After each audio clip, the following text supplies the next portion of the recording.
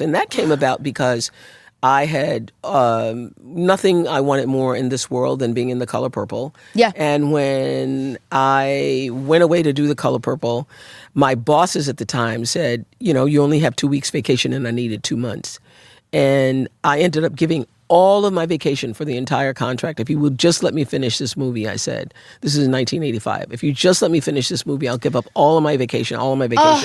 And then when it came time to renew that contract, my lawyer said, you never want to be in a position where you have to give up everything in order to sacrifice to do what you really want to do. What if you owned part of the show?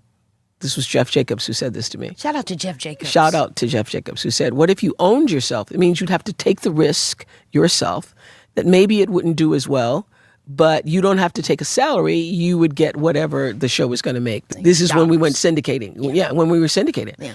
And I said, sure, because I believed in myself. And that is the reason why I am where I am, because I believed that ownership was the way for me. And you know what? At the time, you know, local stations couldn't even syndicate you. So nobody believed that the Oprah show was going to be as big as it was. And the reason why I got the greatest percentage, the percentage that I did, is because none of those guys thought it was going to be that successful. If they thought it was that successful, they would have never given me 50%. Did you feel that sacrifice in the immediate? It felt like I knew that the show would be successful because it was successful in Chicago. And Chicago was, I thought... the Mecca. Yes. It represented the country. For sure. It wasn't like it was New York, yes, East Coast thinking or West Coast thinking. I thought, this is America. And if Chicago loves it, Rhode Island will love it. Memphis will love it. Arkansas is going to love it. Come on, Arkansas. Nashville's going to love it too. Everybody's going to love it because Chicago loves it. And I could watch the faces of those women every day. And I realized that what we're saying, what we're doing here is connecting to them in a way that what they're feeling is what I'm feeling. What they're feeling is what everybody else is feeling. And so I never believed that it would not.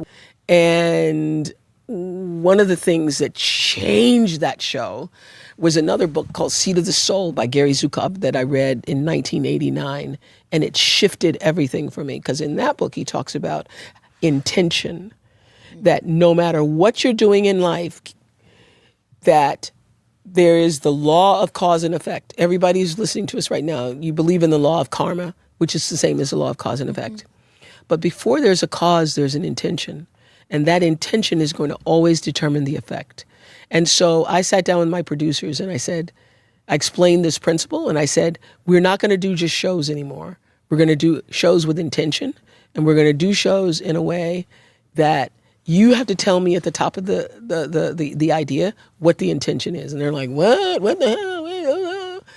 And I have to align with that intention. And if I'm not aligned with that intention, if I'm not right there, I have to find some truth in it in order to sit in this chair. Yeah. Right. Yeah. So I can't just be up there talking about things I don't want to, that have no relevance or no grounding for myself. So I just have to find one thread that I can connect to so that I can say, okay, I believe in that. I can talk about that. And people can feel my truth. And that's what changed the show. That's why we were #1 for 25 years, because it was intentionally done.